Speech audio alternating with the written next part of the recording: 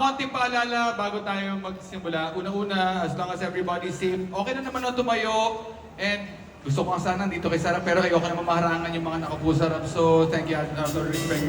And ganito, we were told to do around 5 to 6 songs.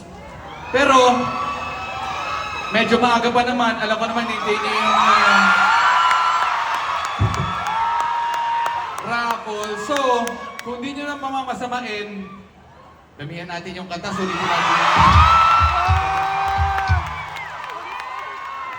Wala naman daw curfew, di ba? Wala naman tayong curfew dito. Okay, for our last song,